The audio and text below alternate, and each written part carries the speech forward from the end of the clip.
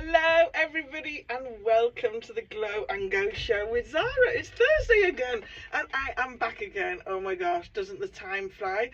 Can't believe it's been a week since I was last here chatting to you all. Anyway, I've got a lovely guest today. I speak to a lot of ladies, obviously, in my line of work and in my business, and obviously friends and stuff. And I know lots of people would love to kind of have their own business, but not quite sure where to go. So this week, I've got a lady called Natalie Silverstone in with me, and she's basically gone from having award-winning events to a deeper purpose, and has been in business for over 10 years now. No, 10 years this year. Oh, 10 years this year. So, hello, Natalie. How are you? Welcome to the show. Hi, Zara. Thanks for having me. You are very, very welcome. So 10 years ago, why 10 years ago did you decide to go in business for yourself, or did you have a full-time job before? I did, yeah. I worked as a sales manager for a paper cup company. Oh wow. Yeah. What, like, it's as boring as it sounds. so like when you go to events and you get given a paper cup? Yeah. So it was a manufacturer of paper cups near Wrexham. Okay, and how long did you do that job for? 8 years. 8 years, wow. Were you So, good?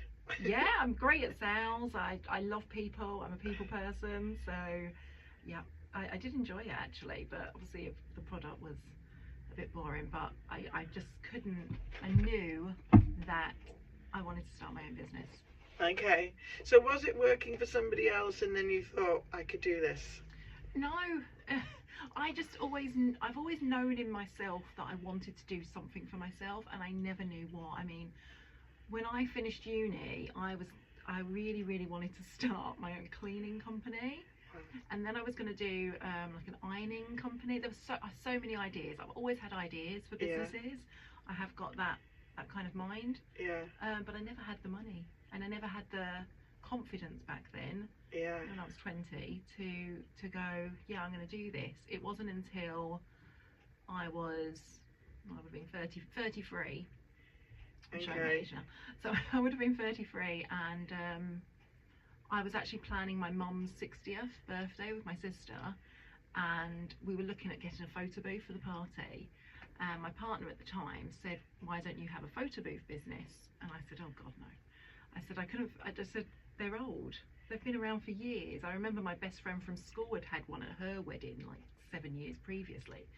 So I was like, no, that's not something. He said, no, I think it'd be really good. You love people. It's a party thing, and I always say yes to a party. Yeah.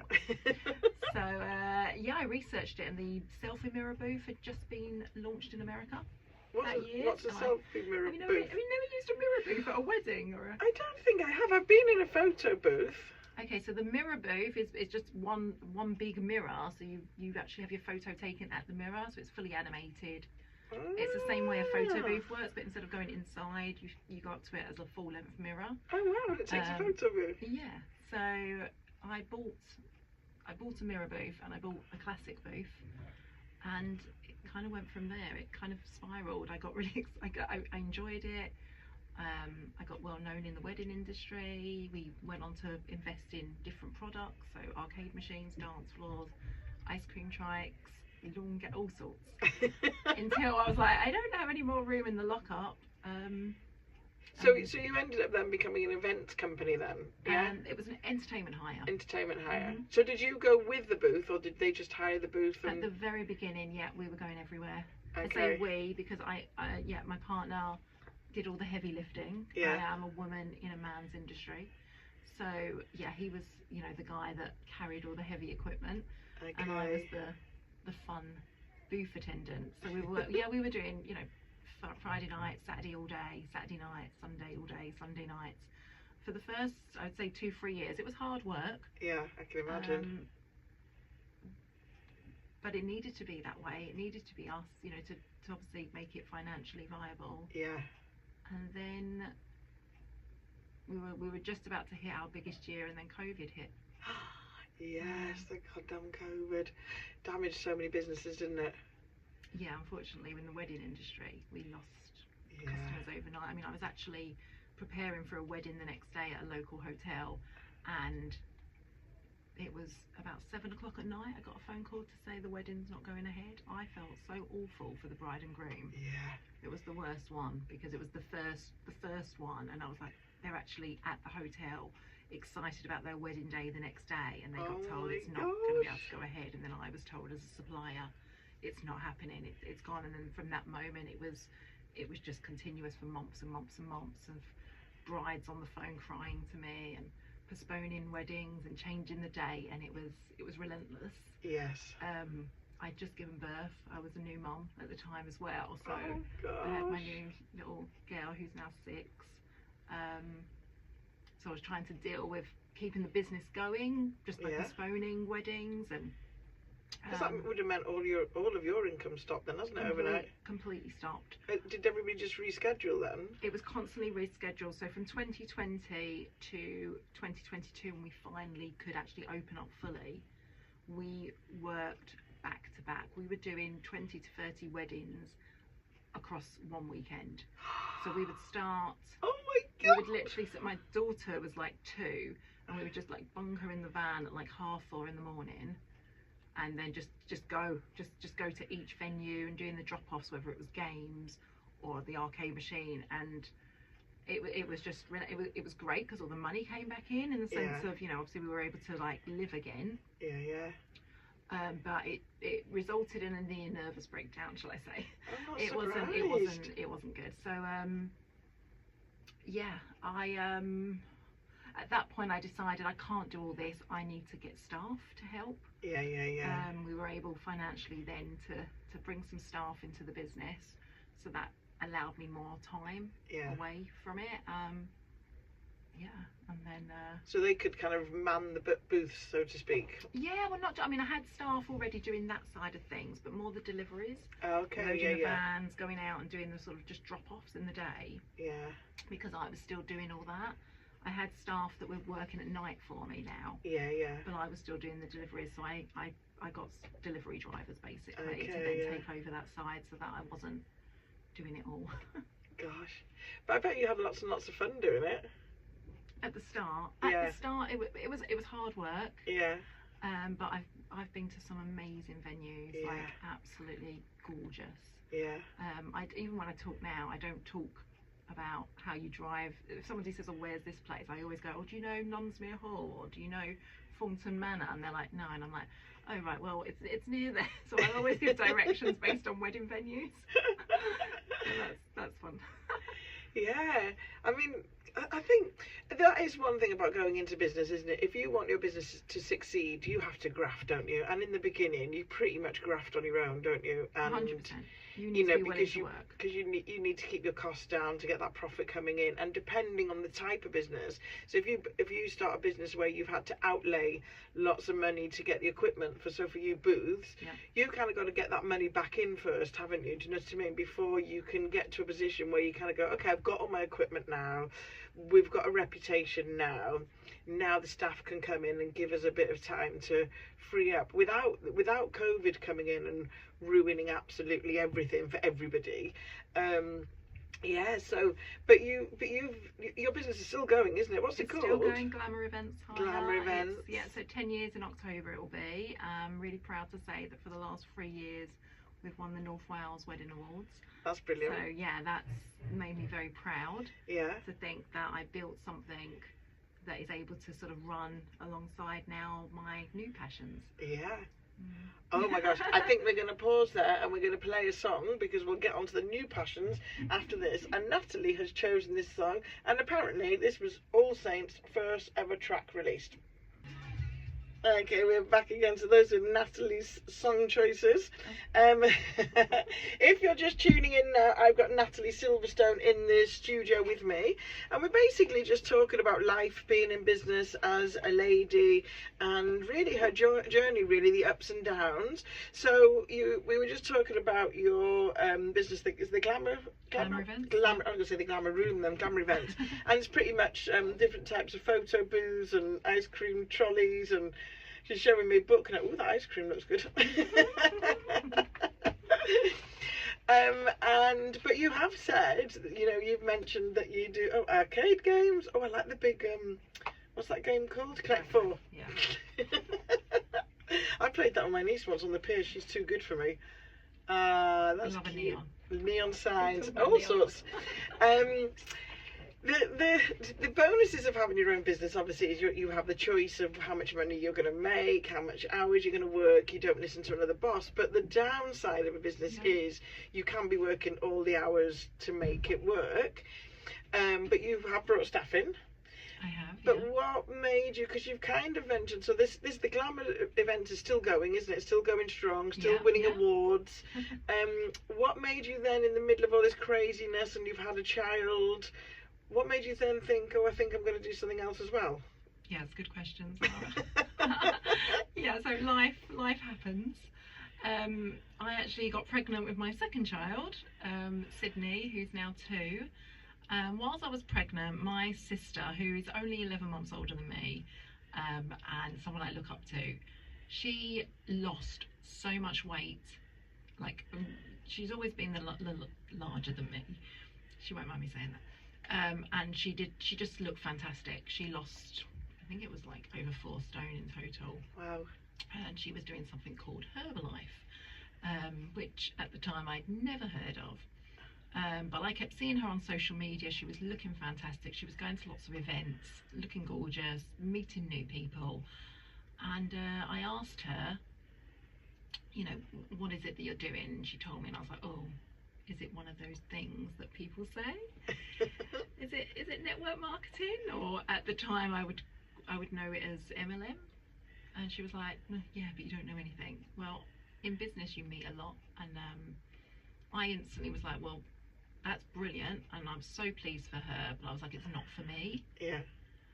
But it was my partner who actually started buying the products from her, and taking the morning protein drink and the Thermo tea. And he's older than me, and he runs a garage, and he used to come home from work and then just like slouch out on the sofa, and I'd be the one trying to play with the kids. Yeah. And I never noticed it until about 2 weeks in, and I said, gosh, you seem like you've got a lot more energy. He goes, I don't know what it is, Nat, but these drinks are fantastic.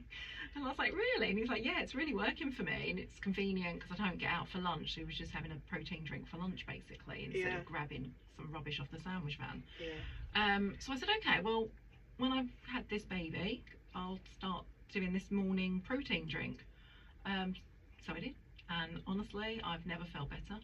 I absolutely love the product. I take a protein drink every morning for breakfast. I've got more energy, more patience. People always commenting how well I look, and yeah, it just made me feel really good. So I carried on taking the products. It still wasn't in business. Yeah. It was only when my sister said, oh, Herbalife conference is in Manchester, which is, as you know, very close to North Wales. So I said, oh, right, brilliant. Well, yeah, we'll come. We love a good party. It looks like a good event. So I went, and I still was like, no, not for me. I've got my own business, not selling products when I've got my own business. Haven't got time for this. What are you? No. But on the second day there, they started talking about nutrition clubs and how they'd just started in Liverpool, and they were doing really well in Liverpool. And I just said, what a brilliant idea to actually have your own nutrition club. So people come to your club and have their protein drink mix, the thermogenic tea, which is like a energy boost tea, with you, and in the morning. So it was like open from like 6:30 in the morning till 10:30 or 11, Monday to Saturday. So people come and have their breakfast with you, and then you also teach them about protein targets and understanding their body stats, like their metabolic ages and visceral fat. And I was like, love that. I'm really was interested in it because I'd lost the weight as well, that I'd started looking at my own stats and things. But I still was like, no, you know, I've got a business, don't need it. And then unfortunately, about literally, you know, like this whole manifestation of life, universe comes in, divine intervention, whatever you want to call it, I unfortunately was in a huge car crash on the way to a wedding that I was worried about, because the week before our photo booth printer had lost connection in a massive storm, and we couldn't get connection, so we couldn't do the printouts at this wedding, and this bride was devastated. I was devastated because I don't like getting a bad review. She gave me a bad review. So the following week I'd spent all day trying to find a wired connection for the printer to ensure it never happened again, and we didn't rely on Wi-Fi. So I'd spent all day on this. Andrew, my booth attendant, had gone off, and I said, please tell me it's working. I need to know it's working, I can relax then. He didn't answer me. So I said, I'll just jump in the car. Oh no. And I'll just, because it was literally 20 minutes from the house, I said, I'll just jump in the car. And yeah, unfortunately I didn't see the junction. I just didn't see it. And oh my gosh. if I was 1 second earlier, I'd probably be dead. Oh my gosh. Yeah. Oh, that's scary. So, but luckily I hit it sort of side on. It was a big black truck, and I went veering off into a bush. And all I remember is ringing in my ears from my head. Look, I was driving a Qashqai. Apparently, it's the safest car on the road. So, if you're listening, buy a Qashqai. Yeah, I just had ringing in my ears. I fell out the car, and all I had was a burn on my arm from the airbag, and just people running down the road screaming, "Are you okay? Are you okay?" And I was patting myself, like, am I alive? To make sure like, the bits checking were still my neck there, was yeah. like not whiplashed. Is my arm okay? And I was thinking, no, I'm okay. But from that moment, I said, I can't do this anymore. I don't want to live like this anymore. You know, it can become all-consuming when you have your own business. So I went all in on building a breakfast club. Because if you hadn't have been panicking about that, if that guy had just replied, you wouldn't have left the house. And I know that you can say that for every, you know, we notice it on bad things, don't we? We never notice it on the good things. We never kind of go, oh, if that hadn't happened, I wouldn't have. Why is the speaker doing that thing? I don't know. That's weird. Okay, if you're in the studio now, you can see a speaker's doing something, and I don't know what to do with that, but never mind, we'll just ignore it. That's really funny. The speaker's like pumping in and out. Yeah. And that one behind you. Oh no, they're going to blow up. Hang on, let's turn them down. Oh, is it now? It is now. Oh, sorry, people listening. I don't know what to do. Oh. It's okay. That's okay. Yeah, so we never notice the good things. Like if something really good had happened, you would have never kind of gone, oh, if that hadn't have happened, I would have left the house. But when it's something negative, it always... What if? Yeah, what if, and like you say, so this rushing. I'm just grateful my daughters weren't in the car. God, yes. Yeah, because I don't, you know, the airbags aren't at the back. So, yeah. Oh my gosh. I'm just going to put a song on right now because we've got something going on in the studio and I'm not quite sure what it is. So I'm going to put a song on for you guys out there, and then I'm going to fiddle with some buttons and see if I can fix it. I probably can't because I don't know what the buttons do. Okay, we are back, and I hope that our speakers are sounding good now. I'm not quite sure what happened before. But I think the speaker stopped working. But anyway, we're back. So back with Natalie Silverstone, and we were talking about, so you were rushing to a job because you wanted to check the printer was working. Yes. And the guy that was manning it didn't reply to you, so you jumped in your car and you ended up having a really big accident, and that's when you kind of went, okay, things have got to change. Oh yeah, 100%. Yeah, I knew at that moment that I was given, sounds really, really a bit wooey, but yeah, given a reason to live. Does that make sense? Yeah. And I'm not wooey, but I think there's they always say, don't they, when anything traumatic happens in your life, you don't realise it at the time, but it's something, whether you believe in God or the universe or whatever, it's giving you a sign to pivot you that things need to change. Yeah. Because sometimes we don't listen to the subtle signs. Yes.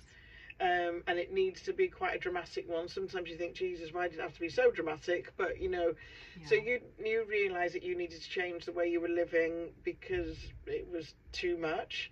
So you were saying that you'd gone to your Herbalife thing with your sister? Yep. And was that when you decided then, okay, well, it was let's give it a go? It was another route, wasn't it? And the thing is with network marketing, which I absolutely love, is there is no massive investment. You know, I started Glamour Events with just under £20,000. Wowzers! Because I split with an ex, and we had a bit of equity in the house, and that money. So that, you know, that things happen for a reason. I always say that. But with Herbalife, I was already buying the products and using them myself. There was absolutely no investment except my time to learn more, to research more, and what I learned was it's a absolutely fantastic global company. They just don't happen to sell on the shelves in shops. It's the second biggest in the world, isn't it? Yes, apparently so. Yeah, I saw it online. I sent it to you. So Amway is the biggest. are profitable, as in like the billions that it sells every year, and Herbalife is number 2 because is it American? It did start in America, yeah. Originally. Mark Hughes, 1980. Wow, has it been going that long? Yeah. So do you want to tell our listeners who don't know what Herbalife is, exactly what it is? I can do. If you don't know what Herbalife is, it's a nutrition range. It's fully science-backed nutrition. It's number 1 globally for nutrition because it's actually it's promoted and used by the number 1 athlete of the world, Cristiano Ronaldo. Is it? Yeah. It's also a women's cricket team in Australia, men's Indian cricket team, lots of boxers. Olympic athletes use Herbalife. It's number 1 for a reason. It ranges from your protein drink mixes to post-workout protein drinks to thermogenic teas, which I love, which is like getting a boost of caffeine without all the caffeine that's in coffee. Yeah. So an easy win for people with that one. Multivitamin gels, creatine, collagen, all the great stuff that keeps us young. And what do they say? I want to die healthy. Yes. I want to just drop down dead one day. Healthy. One minute I'm fine, next minute I'm gone when I'm about 100, I reckon. So Herbalife, so it's kind of different shakes, it's different kinds of teas. I always say protein drinks. Drinks, okay. And the thermogenic, I do remember these. I remember way back when I first started in the fitness industry, that thermogenic things had come on the market, and they were kind of like you had to be exercising and your body heating up for them to actually kick in.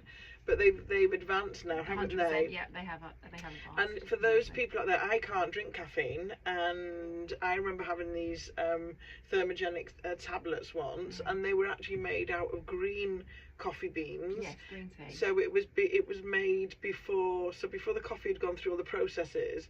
And actually, when you have that type of caffeine, you don't get any of the jitters or the shakes, or because I get palpitations and everything if I drink coffee. I don't drink caffeine at all and haven't done for years.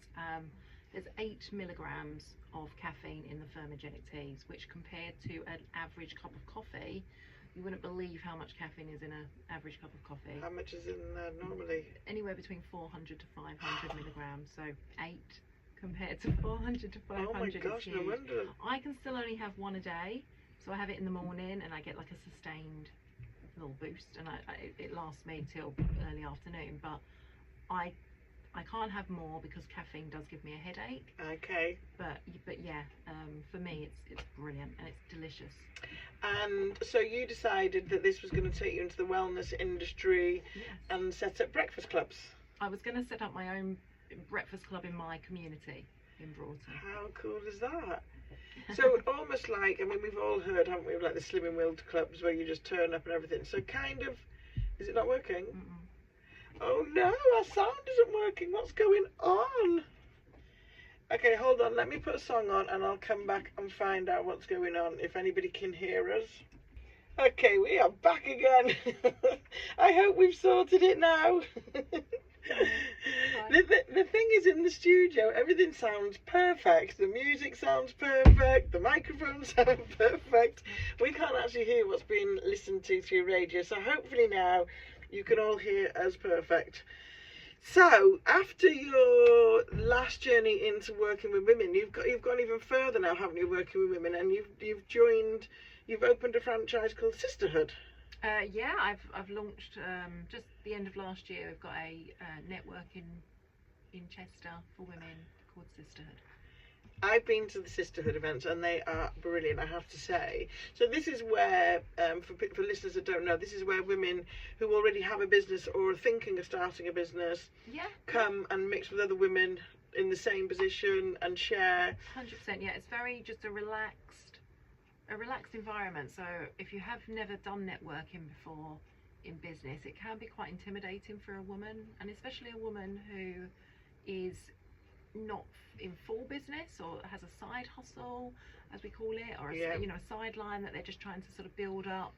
And for a lot of women, it's usually something that they're very passionate about.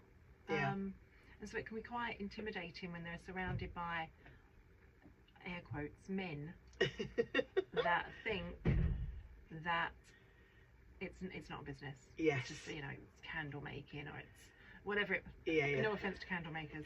Yeah. But yes, so I've created. It's not, and they're all over the country, but I love it. I love that we can support each other. It's about talking around a table. It's about sharing ideas, supporting each other in the lows of business, not feeling like you're on your own. Yeah. There's no sales pitches. There's no, buy off me. It's just more support and encouragement to ensure that we're all successful. Yeah, because a lot of women they do it either around having children, or like you say, around their full-time job.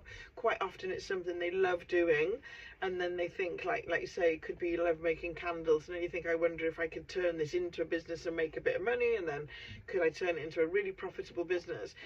But you're generally working on your own, aren't you? So you don't have any staff, Yeah. You don't have anybody to bounce ideas off, you don't have anyone to give any help or advice. And so when you go to these and you find lots of women, different styles of businesses, but then you've got some that are brand new, some that have been doing it for a long time.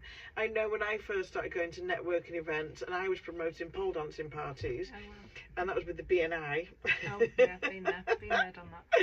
And what that gave me initially, because I just moved back to Wales, was it gave me loads and loads of contacts, because I didn't have any of those either. So with the BNI, I didn't get much business from the BNI, but I did get an awful lot of contacts, and that is also worth its weight in gold as well, isn't it? Yeah, 100%. I mean, networking is about building your contacts list. I'm very much a person who loves speaking in person. I've never been great online. I'm on the radio now, but if you met me, it'd be great. And I find now with social media the way it is, it's flooded. Yes. That if you are not going out to a network meeting and you are in business, or you're looking to promote yourself in any way, you're doing yourself a disservice. You really need to. And so many women say to me, oh, I'm an introvert, I can't. I'm like, if you're an introvert, you need to go, because it builds your confidence. You'll see that it's not this scary 60-second sales pitch type environment. It's just literally other business owners supporting you in business, and it can be an absolute game changer for your business, for your personal development, for your confidence, for absolutely everything. So yeah, I recommend networking when you can. Yeah, and I have to say, I've been to pretty much most of the different types of networking events there are around here, and I have to say the Sisterhood is a really lovely, relaxed one. There's no timer on you talking. So you feel like you can get to say whatever you want to say, or how much or how little you want to say, and they're very, very friendly groups. It feels like going for a coffee morning or coffee evening, and you're just chatting with other people, and that's what business should be. It should be about supporting and connections. It shouldn't be about, buy this because I do this, or buy this. It's just about relationships and getting known, isn't it? Because sometimes you go and it might not be the person in the place that wants to buy from you, but they know somebody that does. All the time. Yeah, I mean, more than not, that's usually what happens. I mean, it's and the thing is, if you're going into any kind of business, the premise of business, whether it's services, whether it's products, you need to sell them. So when people say, oh, I can't sell, well, if you never tell a single person and they never buy a product from you, then you do not have a business. You basically have something that if you're making candles, you're just making a lot of candles and they're stocking up in your home. You're right, yes. I wouldn't say it quite that way, but yeah, I think at the end of the day, everything that I sell, I hate the word sell. Yeah, I don't sell either, really. Share. I mean, people do it all the the time. So, in the network marketing world, it's a classic cliche line of, you told your friend that you loved that film. Yes. They're going to go watch it. Do you earn any money from telling your friend that this great blockbuster movie that's making millions for directors and production studios in Los Angeles? No, you don't. So why wouldn't you speak, go to somebody that's actually in your local community that you can see in person and say, oh my God, thank you for sharing this brilliant product with me, this product. So whether that's an off-the-shelf product or an on-the-shelf product, I am about people buying from people. So. Yeah, definitely. And I prefer to. And I think if you're in any kind of business yourself or you've been self-employed, I will always try my hardest to shop to like cafes. I always try to go to individual owner cafes. It's not always possible. No, You know, no. sometimes I do buy from Amazon because I was they've gonna got say what I want and they can get it to me fast. Yeah. And somebody local, you know, can't. So there is that option, but I do try my hardest to support other small businesses because I'm one myself, and I firmly believe, like if I live in Llandudno and all the Llandudno people shopped with all the Llandudno people, Llandudno would be a rich place because the money would stay like back in the olden days where you traded your chickens for a cow and all this sort of stuff. Yeah. That's how you become a wealthy area, isn't it? Definitely. Yeah, I think there's too much online now. It's too easy. Yes. It's too convenient to go to Amazon. It's too convenient to go to Boohoo.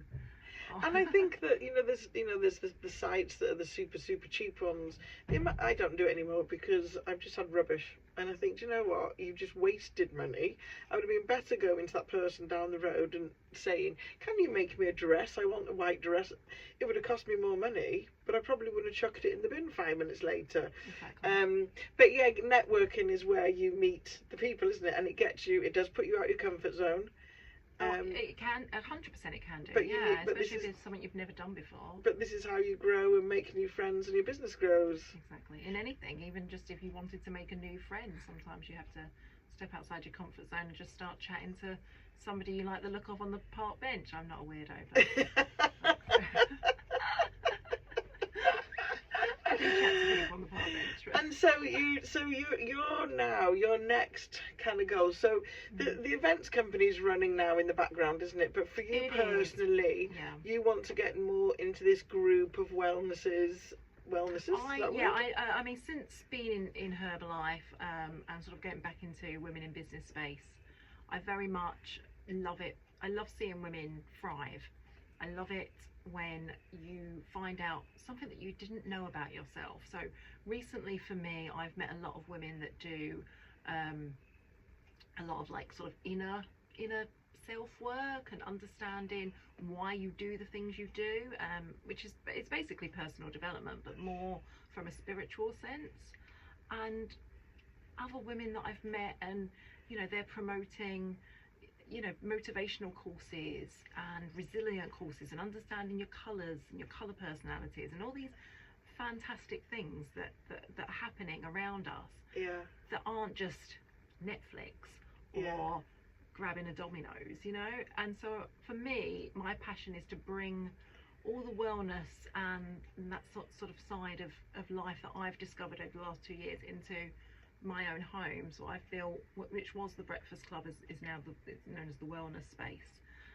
So I will be holding events that support local community and support local businesses to show people what is out there, from journaling workshops to Reiki nights to tropic skincare nights to protein drink nights to gut health to learning about cooking for kids, ADHD, perimenopause, whatever it may be. I'm excited about that. That lights me up. I agree. I think since lockdown, everything went so crazy online, and I do think that people now are craving to get back out into groups and to meet people, because it's gone. The online space is a really good space to be, but it'd gone a bit too much, hadn't it? Everything was online, every course was online, and no, I want some human interaction here. I want to go. I mean, personally now, I refuse to do anything that is online now. I want to go if there's a something making course or a learning dance thing. I want to go to the class where the people are going to be. Yeah, exactly. I'm the same. I cannot stand the online space. I find Zoom calls really, really difficult because I feel like I'm just looking at myself. I love meeting new people. I love hearing their stories. I love hearing their journeys. I love hearing what lights them up, what makes them low, and I just my energy comes off people. Yeah, same. So why wouldn't I bring people to me where I can? Glamour Events is still very much running. At the moment, I'm really trying to promote this fantastic AI roaming booth that I've got, that's more for the corporate world. but what lights me up really is seeing people find something that they never knew existed before, and it changes something in them. Yeah, I agree. I like the online space. I've got a lot of stuff. I had a lot of stuff going on in the online space, and I think it's a good place to reach people that don't live in your area. I do Zooms with my team because they don't live in my area. So there is a call for things sometimes. However, if I can do anything that's get together, and I'm the same as you, people light me up. They give me energy. So yeah. Let's play a song and then we'll come back and you can tell people how they can find you. Oh, okay. Okay, let's put a bit of Annie Lennox on. Okay. So the easiest way to get hold of you. Just I am Natalie Silverstone on Instagram, or Natalie Emma Silverstone on Facebook. Yes, it is Natalie Emma Silverstone on Facebook. I don't know how to change that. I don't know how that's happened, but I've tried to change it and it won't, so I just keep it. Okay. I don't know why my middle name's in there. Oh no, the speaker thing's going again. There we go. Hey. Oh my gosh, it's been a day today. Well, thank you so much, Natalie, for coming in to see me today. It's been really, really lovely to have you here. Thank you. And yes, people, so reach out to Natalie any way you want. And thank you very much for coming in. I'm going to play a song so I can say goodbye to Natalie.